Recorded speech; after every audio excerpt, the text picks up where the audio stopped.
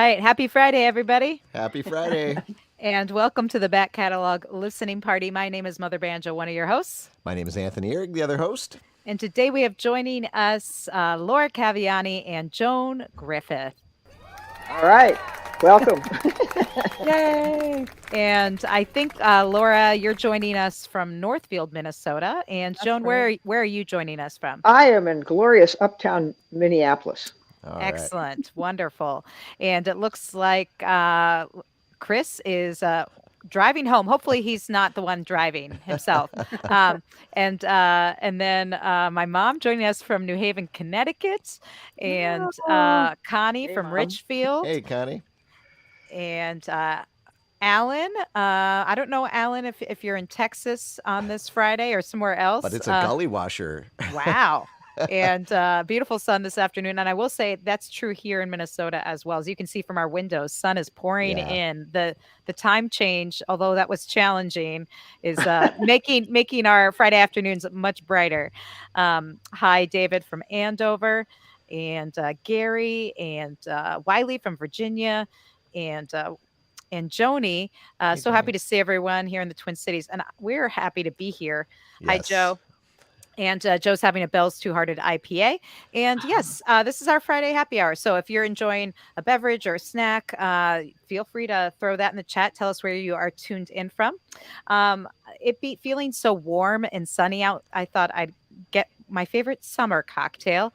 Whoa. It's a peach gin and tonic is what I'm Oh, geez. drinking right That now. is fancy, So, Ellen. yeah, Wow. just for Laura, in honor of Laura and Joan and the sunny Brazilian tunes we're going to be hearing. It is very So, sophisticated music. So I wanted to get something a little more sophisticated, but I had a lot of leftover Guinness from last week. So from our St. Patrick's from Day St. show. Patty's Day. So I got another pint of the good stuff here.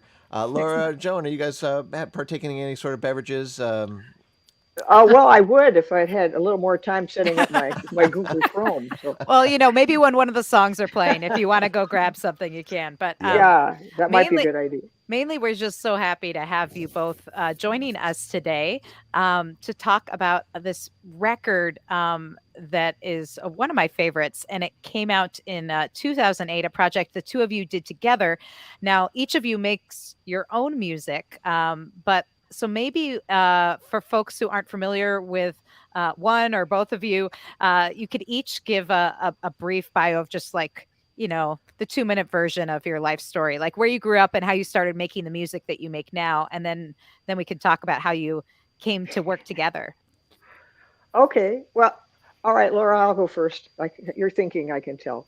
Uh, well, I actually grew up as a military brat, so I don't really have a hometown. But someplace along the line, well, my mom made me play piano, and I gave that up eventually. And I was playing guitar a little bit, and then I heard bossa nova on the radio when like I was in seventh, eighth grade. I don't know, and it just that sound just got to me right away, and I'm still in the throes of bossa nova mania, as you can tell from the record. But besides playing guitar, I play bass too and play mandolin, and have been super lucky to make my living playing those instruments and doing a little teaching. So, in a nutshell, that's what happens. So, Excellent. Excellent. And Laura, tell us a little bit about your background, where you grew up, and how you started playing piano.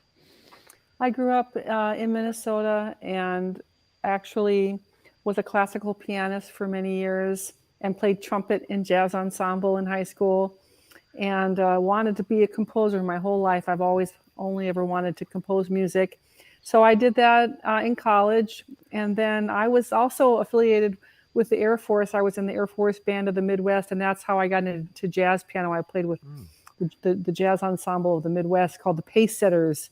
And anyway, and then I just started freelancing and started being hired to record and started composing stuff for my own trios and joined large ensembles, small ensembles. And so, yeah, my own trio has a bunch of recordings out. And but I just love this project with Joan. I absolutely love her composing and her playing. And so it's been a real joy to work with her all these years.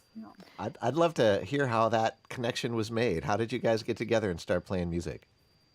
Well, I moved to the Twin Cities in '87, and almost immediately I ran into this woman named Carol Celine, who Oh, had she a was my band. first drum teacher. Oh, well, then you know Carol. I She's do. That's I she's haven't heard that name in many years. she's a Yeah, force of nature, she and is. she had a band called Naima, which was mostly women in the Mm, band, and it yeah. had varying members. And at some point in it, Laura and I were both in the band, No and way. That yeah, is amazing. and from the minute I heard Laura play, I just was like, she's the real deal. She swings, Oh, she listens, she just plays so soulfully every minute, and so thank you, Joan.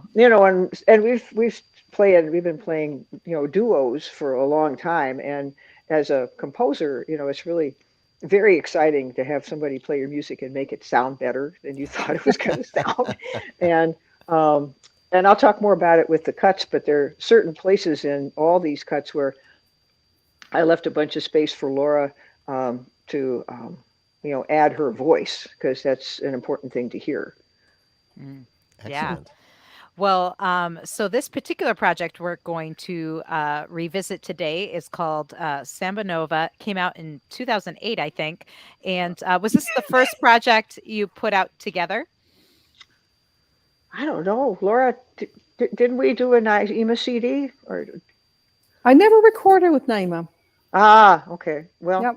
So I guess this so was it. then. I guess Yeah. it's our first big time collaboration, so that's Yep. good. Excellent. So tell us a little bit about the seeds of this particular project.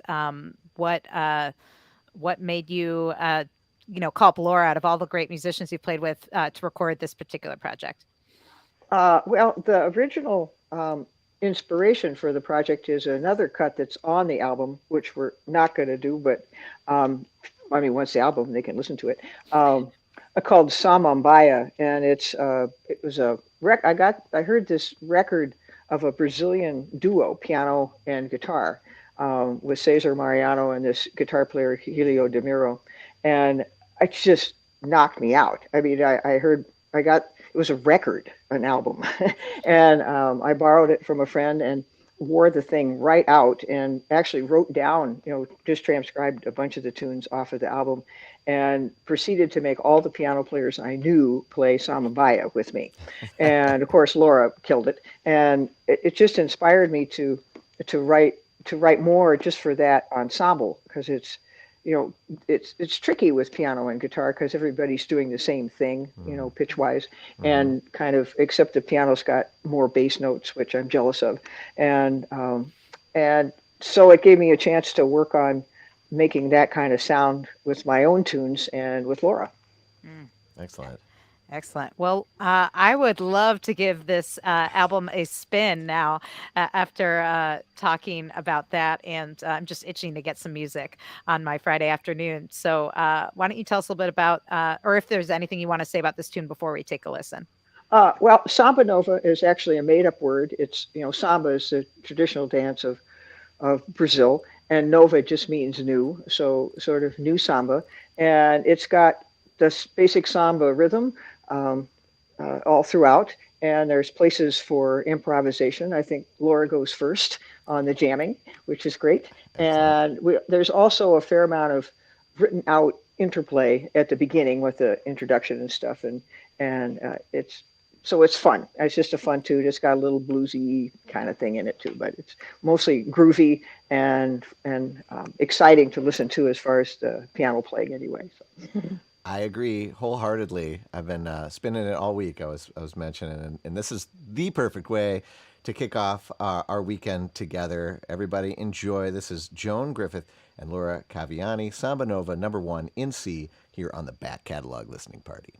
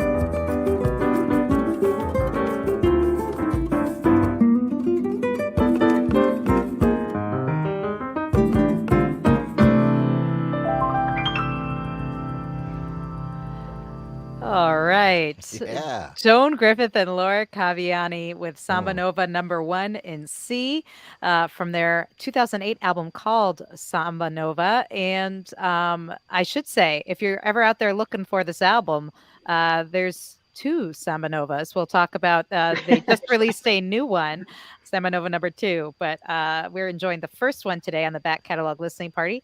Yeah. And Jocelyn, I totally agree with this. When I close my eyes, I'm skipping on a sunny boardwalk near the sea.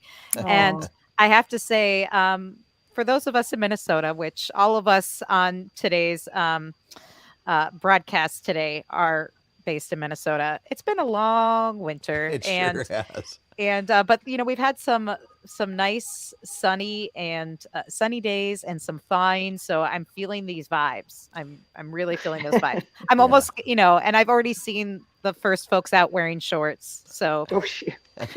Of as course, one does. it doesn't take long. Well, I agree also with Gary, who said, "What delightful music! It sounds really, really good." I have to ask. I heard wonderful piano and guitar. Did I hear a little percussion in there too? Was that a third person, or was it one of you Yes. adding No, something? it's wouldn't that be nice? Uh, no, the third person is a guy named Ciro Baptiste, and he's on several cuts on the album too. And he's a Brazilian, a real Brazilian guy, and he lives in New Jersey and has for many years. But he's kind of like first call Brazilian percussion if you live in in many places in the world, including my house. But yeah, he's played with Yo-Yo Ma and a lot of other people. And I met him on a very interesting project, having um, uh, the South Dakota Symphony recorded an album of Brazilian music, and the guy that paid for the whole thing was a Brazilian doctor, and he hired Ciro and two other Brazilian people to come to play with the orchestra, and I was playing bass and mandolin for this particular project, and so that's how I got to meet him. And he's such a nice guy. We didn't actually, Laura and I did recorded live at Wild Sound here in Minneapolis, and then we sent the files to Ciro, and um, uh, I didn't, and he just went overboard. When you really listen to it, there's like 6 or 7 tracks that put on. There's the shaker and the surdo, and then so it's just beautiful what he did, and it's just makes it pretty authentic, really, to what Brazilian percussion should sound like in this kind of context. So we're grateful to Ciro. Sounded really good and understated. It wasn't like over the top. It just Hmm. kind of fit right in. That's why I thought, well, maybe like you guys are kind of adding some stuff yourself because it really just kind of it really glued everything. Right. But it Yeah. sounded like a much bigger band with all the different things going on. That bass playing with the piano like kind of blows my mind that I that know. I could hear that boom, boom, boom, but I'm like, wait, where is that? And I was trying to piece what I don't have the liner notes. So I was like, who's playing on this track? And that sounds like that was you, Laura. That was Laura. She's got killer left hand. Yeah, for sure. Yeah, and so when you wrote this, Joan, did you write this for this project? Like, did you always know it was going to be guitar and piano on this Yeah, track? I did.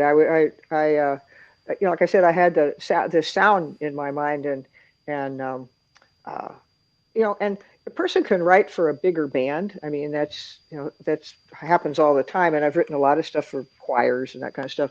But what's cool about what I wanted with this, especially with Laura, is that when you only have two people or a third person who's not even in the room, but two people, that it's become so intimate. That every decision you make playing, um, it impacts what the other person plays back, and that's when you have to choose the right people to play, because there's lots of space, how you get a company, how you get a solo, and what just the general feel of it is. So um, so I wanted it to be intimate.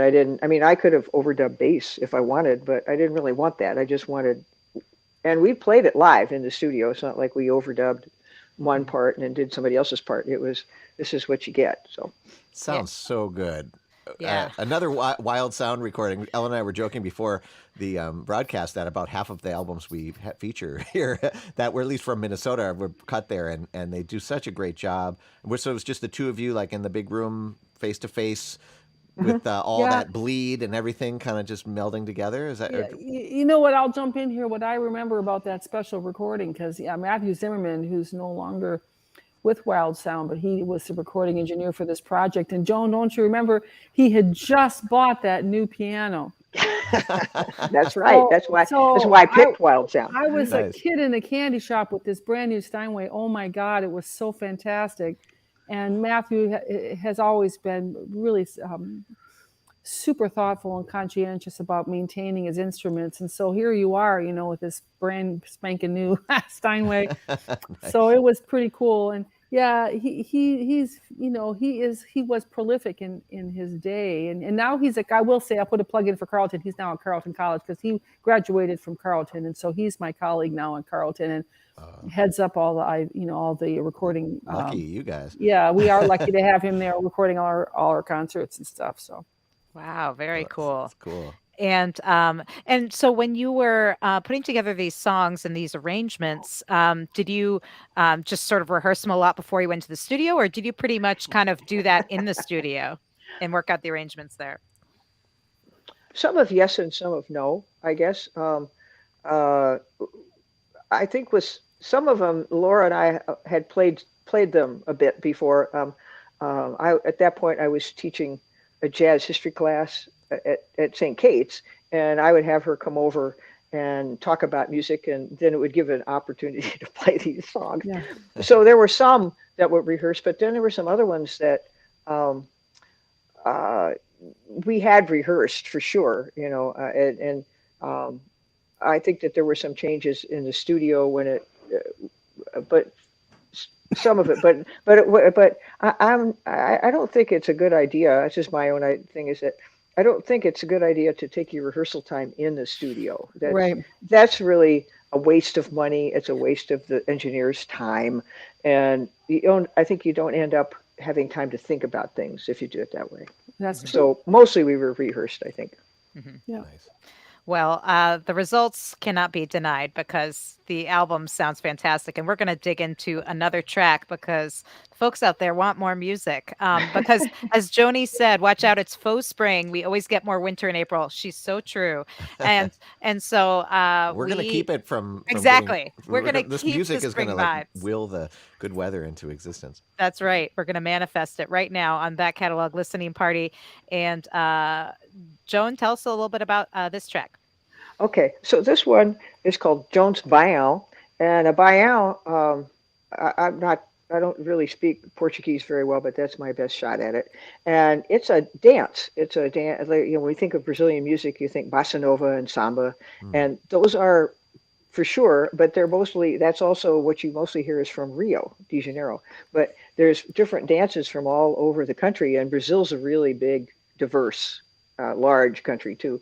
And the baião is a dance from the northeast part of Brazil, which is essentially their it's it's more rural, it's more poor, it's more African there, and it's kind of like our South, it's their Southern thing. And the Baião is a dance that's got this kind of boom boom chicka boom boom chicka boom, and people it's supposed to emulate a horse moving a little bit. Mm. And when people actually dance it, they wear big costumes, big hats, hoop skirts. And the band is usually accordion, bass drum, and triangle. And Mm. it's really kind of rough sounding, but this baião is where I keep the rhythm. I also keep some of the scales from the Northeast. There's a lot of people from the Middle East who moved also to the northern part of Brazil, and so you get this kind of these Middle Eastern sounding ish scales, and so you get this horse dance with Middle Eastern scales, and then my contribution is kind of a jazz harmonies, harmony kind of person would write these chords. You don't hear this kind of chords often in the typical folkloric baião. But what makes this tune interesting, I think, is what Laura does, because in the middle of it, there's a long period of time where it just says do something in E. And it doesn't, it's That's what the not E chart major. says. It It just could says be do any something kind E. of E. It could be E minor or E major, E phrygian, E whatever the heck, because I'm just playing a power chord, boom, boom, boom. And when we did this in the studio, this is a one-shot deal. I mean, what Laura played this time is going to be different than she's going to play it if we redo it again. And it's that I had that in mind. It was like, okay, Laura, go crazy. So I don't know, Laura, what were you thinking when I laid that tune on you? You must have went, oh dear. Well, it's funny to hear you describe, because you're so good with giving backstories about these different kinds of Brazilian grooves. And I remember you describing, I have this picture of, a lone ranger with his hat on a horse in the middle of the, the sand dunes or whatever. I mean, that could be wrong. I've not been to Brazil, but I mean, I have this image in my mind of yeah, kind of a rough, stark, Mhm. intense living situation, and yeah. So there you go. All right, All here we right. go. Well, I think we should give it a listen. This is Joan Griffith and Laura Caviani. Joan's bio, but I get that right? Bio? Sure. Bio number one here on the back catalog listening party.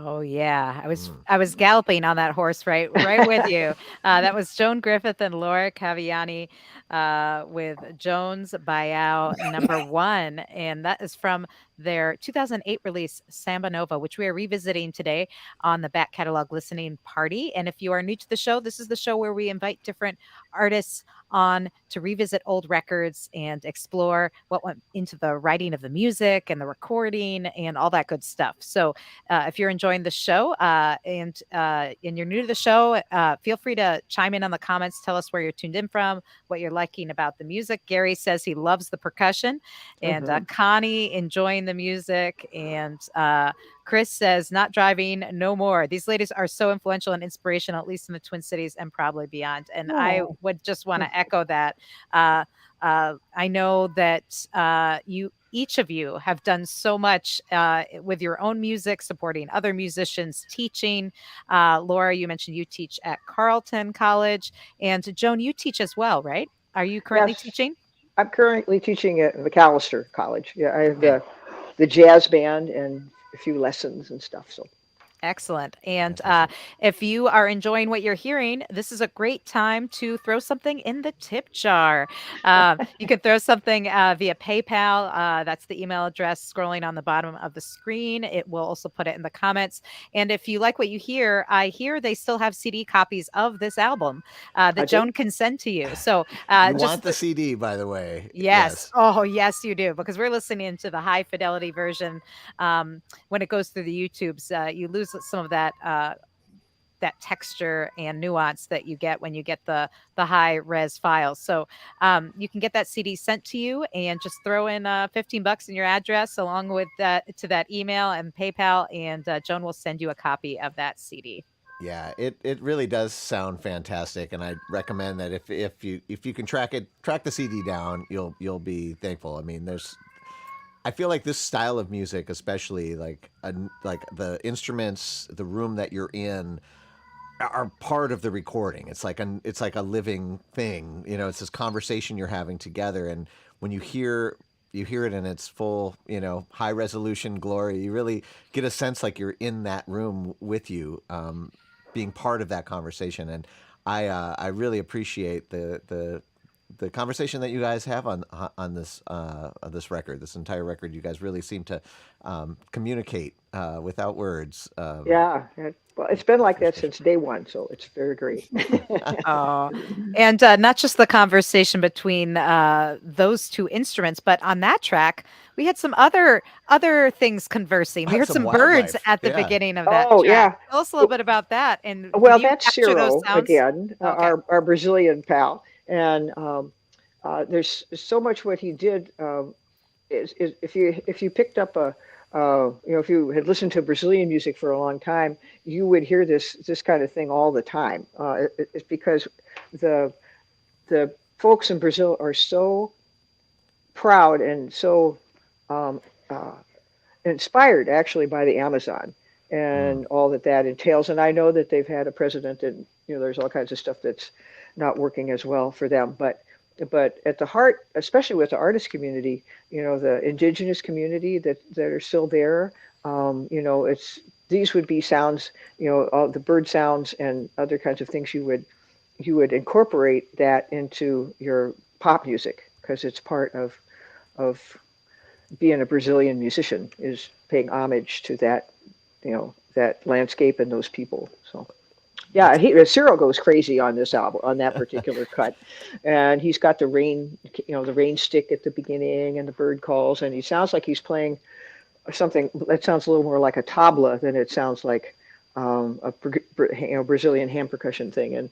that's also part of the sound of that region, and he's very well versed in all that. The other thing I want to say though is that we only did one tune with a click track because well, it's coming up, and it's because I laid down the guitar part first, and then I play mandolin over the top.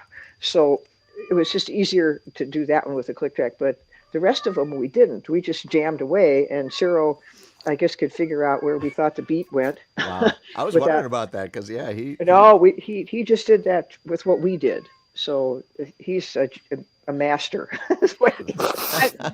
It's also a big testament, though, to your precision, Joan and Laura, and your playing and your sense of rhythm, because it's pretty rare for artists to add on percussion after, especially After, percussion like what you have in that track, which is it's so integral to the hmm tune. yeah, So it's really you have to have really had the beat and the pulse already in there for him to be able to add anything. So yeah. hats No, I off to think you.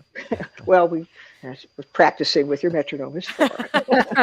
Well, See, the teachers say, practice to that metronome. It can pay Yeah, off. well, there you go. I think it's special to hear about the kind of the cultural context in which this music is made, and I really appreciate the insight you gave us before that last tune. I was hearing those Middle Eastern style scales, and I Yeah. wouldn't have Right. had any clue Oh yeah. about that before you mentioned that. So I'm just Yeah. curious about your travels. You mentioned that it seems like you've experienced firsthand this culture. Have you been there, spent time there?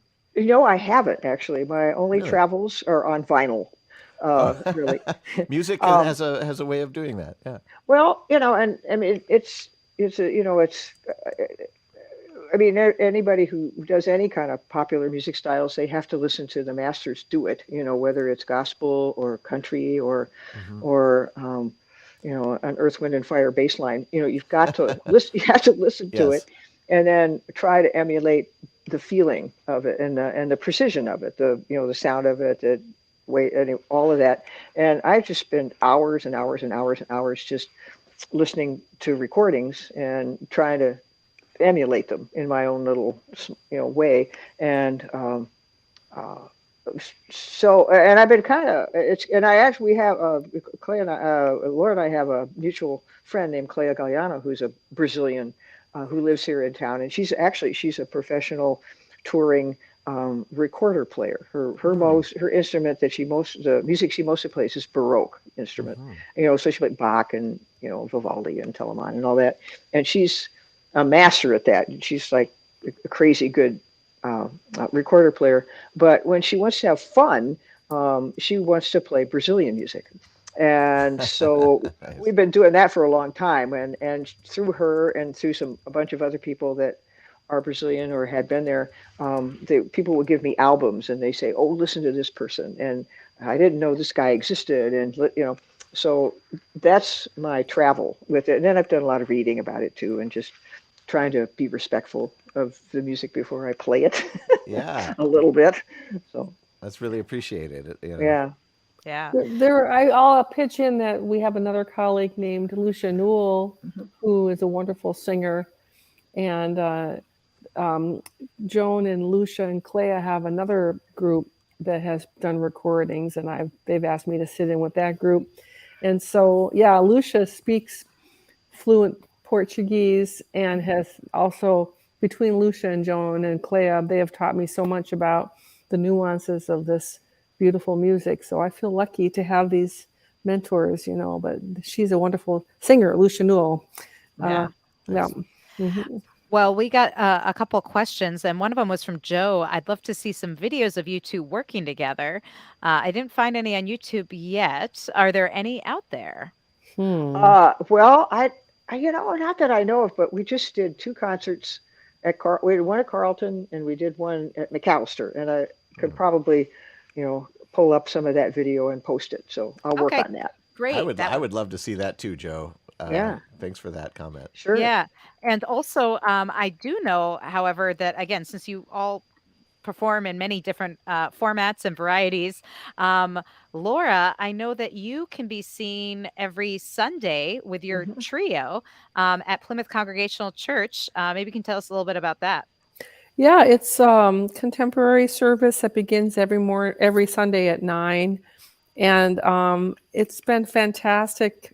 They got live streaming up during the pandemic, and it's still going strong today. And basically, we do jazz renditions of some of the more famous hymns, and the prelude and postlude when we play is, spiritual in nature, but more jazz influenced, I would say. And it's been a fantastic opportunity to play there. It's a beautiful group of people. And as I was saying before this show, they walk the walk, they serve the poor every day of the week, and they have housing adjacent to the church parking lot for people in need. So it's been a great privilege to be a part of that community, and my trio gets to practice every Sunday. In probably a really nice acoustic space, right? Yeah, right. Yeah. Another nice piano. It's all about the piano. Now you know. Exactly. Well, you can check out there, and I think they like past services and stuff you can check out too. So even if you're not there live, right, Laura? That's right. They archive. Yeah, you can subscribe to Plymouth Congregational via YouTube, and then you can they backlog archive all the services. And I just say skip ahead all the announcements. No, actually, the announcements are cool too. That's fantastic. Excellent. Well, I'm so delighted to have both Laura Caviani and Joan Griffith joining us today on the Back Catalog Listening Party. Joan from Minneapolis, Laura from Northfield, Minnesota, and all of you tuned in from wherever you are tuned in from. And if you haven't already, let us know where you're listening from, and feel free to share your comments or questions as we go through today's show. And, Joni, we were talking about how both Joan and Laura play with a lot of different musicians. And yes, she said, I love seeing Joan play with Anne Reed, a former back catalog listening party star. It's true. Anne Reed was on one of our shows, maybe in the first year or second year. I can't remember. We've had so many episodes. By the way, We'll find the episode number, put it in the show notes. You got to watch it. That was one of my faves. It was a really great episode. And so, yeah, you might have seen Joan play with Anne Reed as well. And but right now we're going to hear more of Laura and Joan's collaboration from their 2008 album Sambanova. And this is the next track that you picked to feature. Is there anything you want to say about it before we take a listen? Sure. Sir Tao, that's the title. And Sir Tao is actually a region, a region, like a geographical region in Brazil. And if you want to think about it, the vibe of it, it's like Wyoming or Montana, right. It's, big vistas, cattle country, cowboys, the whole thing. And all the music I've heard from that region, it's just like that high, lonesome prairie thing. And I was just trying to get that vibe. The beat is also a bayan. It's that kind of horsey kind of thing again. Well, and this one, it's a little different because I'm playing guitar. I'm playing the guitar part, and then I overdub the melody and take a little solo on mandolin. And Laura is playing the melody some and adding beautiful stuff as well. So it's I think it's the only cut on this album that's got mandolin. So excellent. Well, let's give it a listen. This is Joan Griffith and Laura Caviani with Sir Tao here on the Back Catalog Listening Party.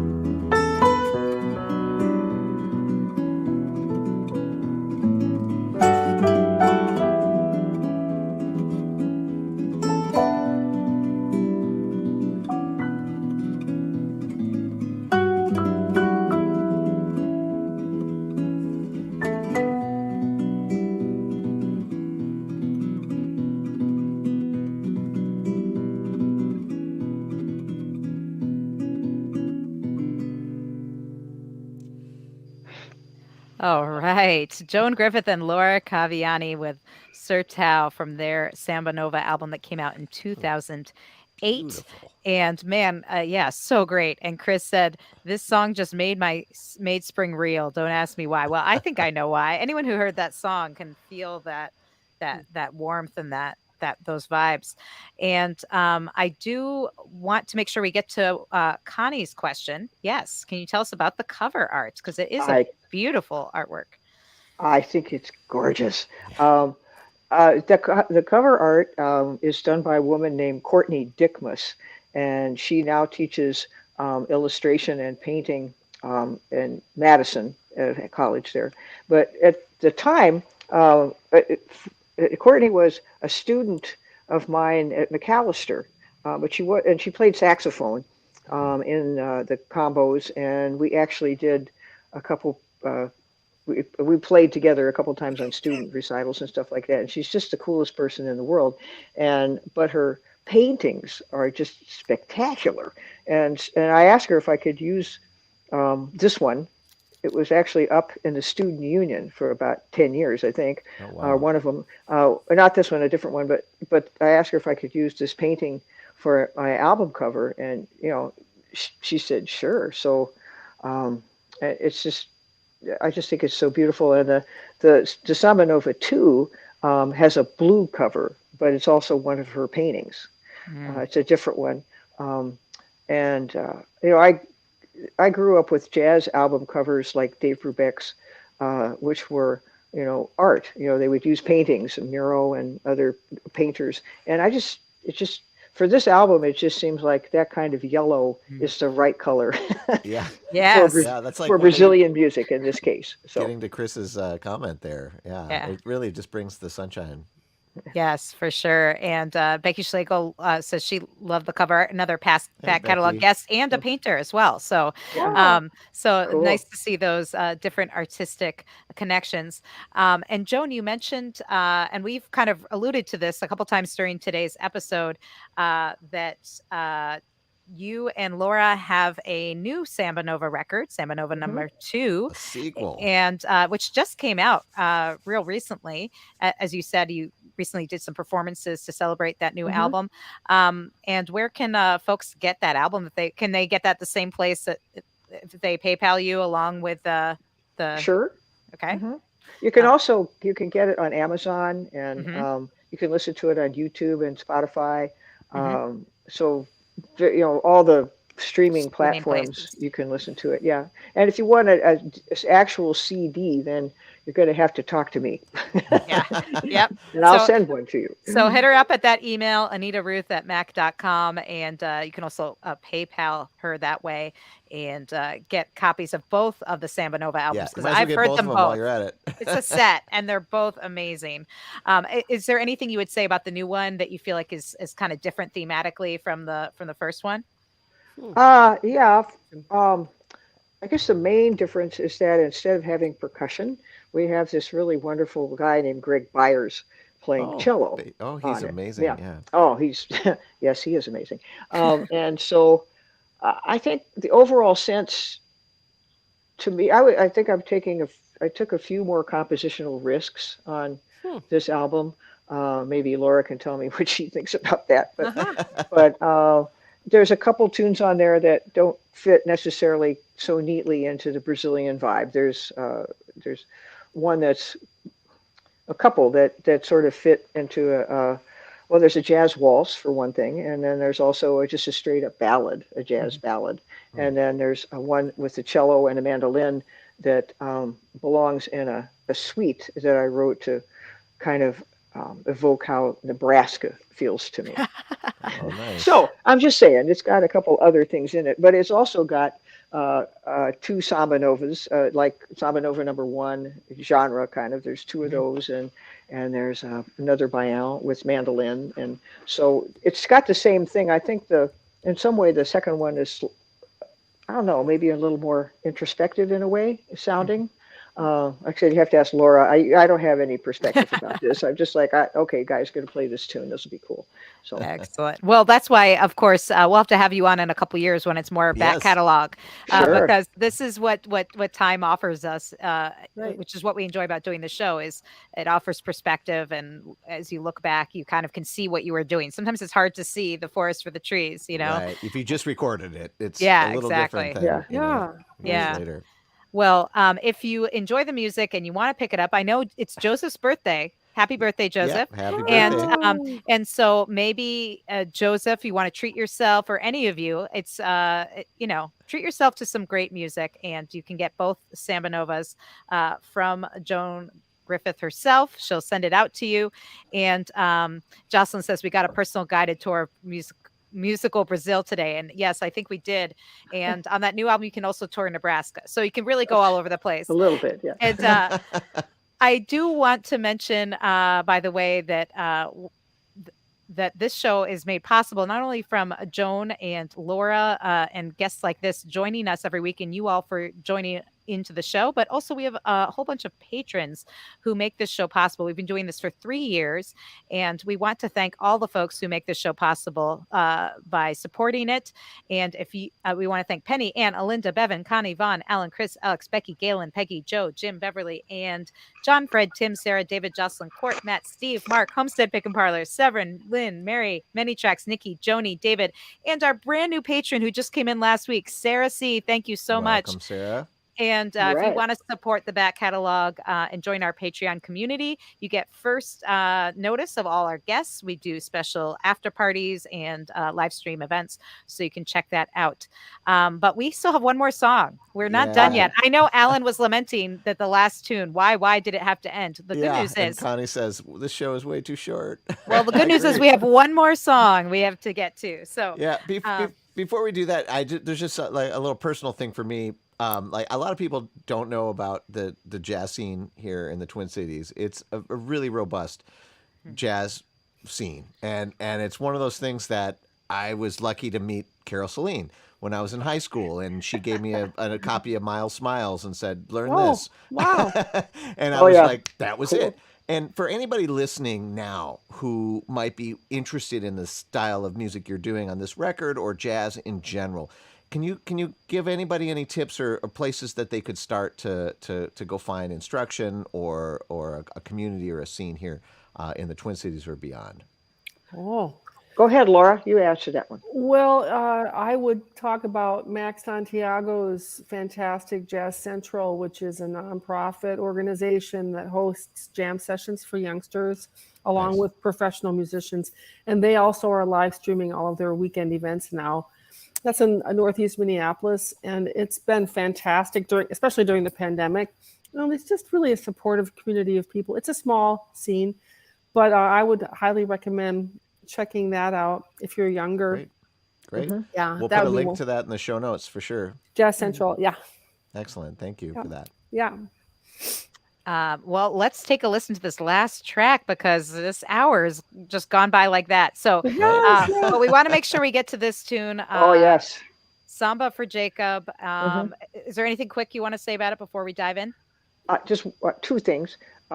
Jacob is a guy named Jacob Brittencourt, but he was also known as Mandolin Jake. So he was the premier mandolin player in Brazil all through the 50s, 60s. And in Brazil, he's every bit as famous as anybody who's ever played any instrument or sung ever. And so it's just my tribute because I got into his mandolin playing big time. And I'm not playing mandolin on this, but it's the spirit of the thing. And what you need to listen to is Laura goes crazy great on the end of her solo in the piece. So pay attention to the piano. All right. This is Joan Griffith and Laura Caviani. Samba for Jacob here on the Back Catalog Listening Party.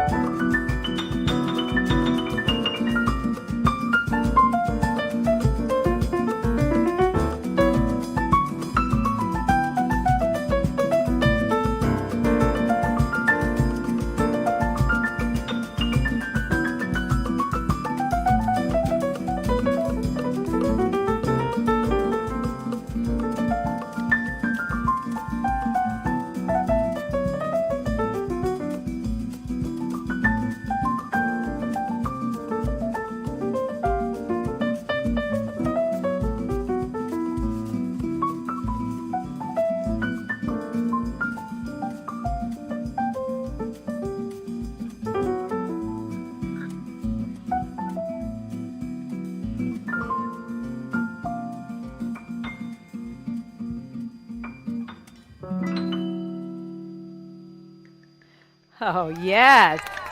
Yeah. Yeah, Laura. Oh, Oh, so great. So great. Folks loving that. Becky and Gary and Alan all chiming in to say how lovely and what a great show this has been. Thank you so much. That was Joan Griffith and Laura Caviani with Samba for Jacob from their 2008 album Sambanova, which we've been revisiting today with Joan and Laura joining us live. And if you like this show as much as I know we all did, because you guys are going crazy on the comments, then you can like it on YouTube and direct more bots to these folks. cool. And if you like what you heard, you can share the YouTube video with your friends and buy that album. And also, we will have it archived at backcatalog.listeningparty.com with all the show notes. So we'll have links to Jazz Central and all the other things that you need to know to stay connected to our amazing jazz scene here in the Twin Cities. And I just want to thank Joan and Laura for joining us today. This Oh, has been such a treat and just what the thanks. doctor ordered. Thank you, Well, Ellen. thanks for Thank having you, us. It's Anthony. awesome. Yeah, it Uh, was great to be a part of this. Thanks so much. Yeah, just and great. I Thank you can't so much. I can't think of a better way to kick off our weekend. So cheers to everyone and keep the music going. Yay. Have a great weekend. And we'll see you back next week for another edition of the Back Catalog Listening Party. All right, Thank cheers. you. Cheers. Ooh.